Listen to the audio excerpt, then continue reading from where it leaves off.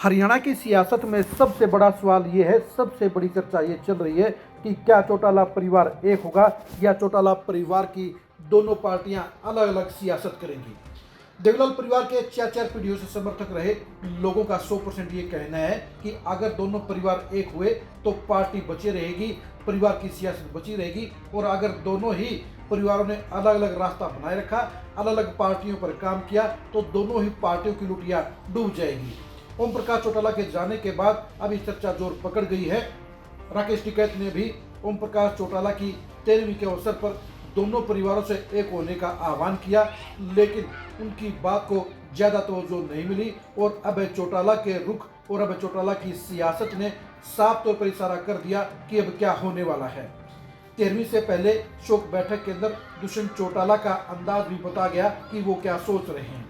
आखिर ओम प्रकाश चौटाला के इस परिवार में एकता की कितनी संभावनाएं हैं और चौटाला परिवार की एकता में सबसे बड़े रोड़े क्या हैं, ये जानने के लिए आज की इस खरी खरी खबर को आप गौर से देखिए।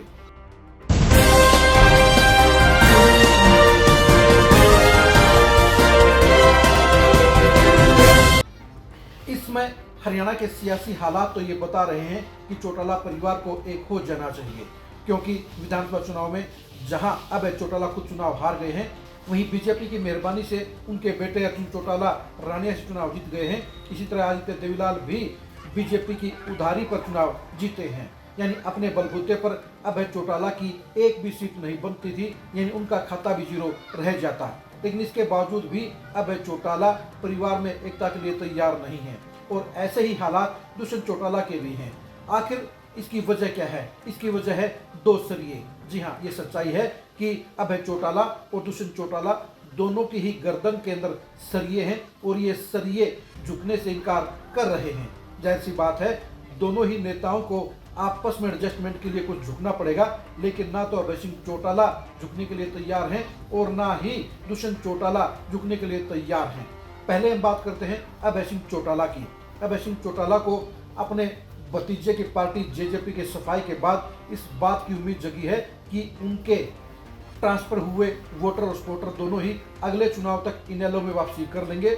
उनको इस बात का भी विश्वास है कि पब्लिक ने उनके 2 विधायक बनवा दिए हैं और ऐसे में अगले चुनाव में भूपेंद्र हुड्डा फैमिली के खात्मे के बाद जाट वोटर उनके पास में फिर से पूरे स्टेट में वापस आ जाएंगे और ऐसे में इनेलो मजबूत पार्टी बन जाएगी।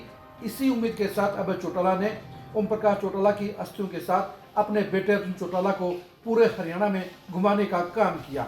इस अस्थि कलश यात्रा के जरिए अभय सिंह चौटाला ने अपने बेटे अर्जुन चौटाला को जहां पूरे हरियाणा के देवीलाल और चौटाला समर्थकों के सामने एक सहानुभूति के तौर पर, एक उत्तराधिकारी के तौर पर पेश करने का काम किया।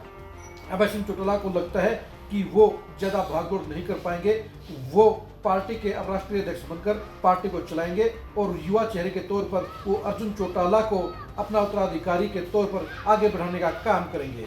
उनको ये लगता है कि जेजेपी वापसी नहीं कर पाएगी।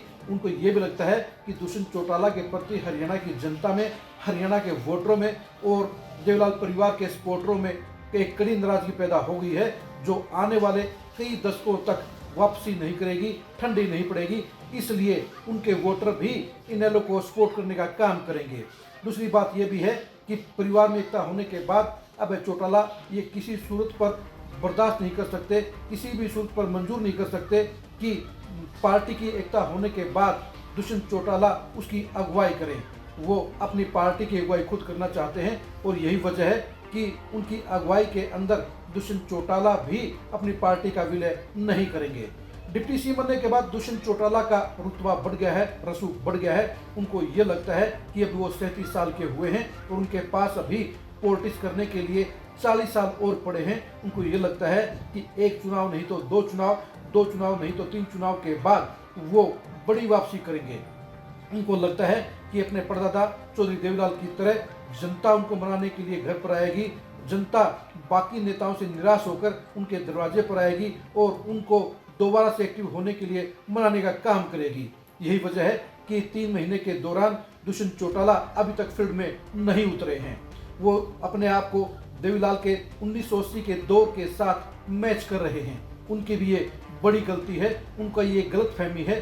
असल में अभय सिंह चौटाला और दुष्यंत चौटाला को दोनों को ही अहम और वहम की बीमारी हो गई है। दोनों को इस बात का वहम है कि आने वाले चुनाव में उनकी पार्टी वापसी करेगी और दोनों अहम के इस कदर शिकार हैं कि दोनों झुकना नहीं चाहते हैं। यानी पार्टी की अगुवाई कौन करे, इसके लिए ना तो अभय सिंह चौटाला दुष्यंत पर राजी है और ना ही दुष्यंत चौटाला अभय सिंह चौटाला पर राजी हैं। यानी चाचा और भतीजा के अंदर मैचिंग नहीं हो पाएगी और फिलहाल ऐसा कोई शख्स नहीं है जो इन दोनों को परिवार की एकता के लिए रजामंद कर सके। यही वजह है कि चौटाला परिवार के एक होने की जरा भी गुंजाइश नजर नहीं आती है और ये लगता है कि दोनों ही परिवार की पार्टियां अलग अलग सियासत करेंगी और अभय चौटाला और दुष्यंत चौटाला का अहम और वहम दोनों ही पार्टियों को डुबोने का काम करेंगे। ये सच्चाई है कि दोनों ही पार्टियां अगर एक हो जाती हैं तो कुछ मजबूती हासिल हो सकती है, यानी वो सियासी लड़ाई लड़ने के काबिल हो सकते हैं और लगभग 1 से 2 दर्जन सीटों के ऊपर वो कांग्रेस और बीजेपी को कांटे की टक्कर दे सकते हैं। लेकिन अगर अलग अलग लड़े तो दोनों ही पार्टियों के लिए 2024 की तरह 2029 भी जीरो साबित होगा। आपको चौटाला परिवार की एकता की कितनी गुंजाइश नजर आती है, कमेंट करके जरूर बताइए। चौटाला परिवार की एकता में सबसे बड़ा रोड़ा कौन है, ये भी कमेंट करके जरूर बताइए। चौटाला परिवार में एकता कौन करवा सकता है, ये भी कमेंट करके जरूर बताइए। आप हमारे फेसबुक पेज को फॉलो कीजिए, आप हमारे यूट्यूब चैनल को सब्सक्राइब कीजिए। नमस्कार।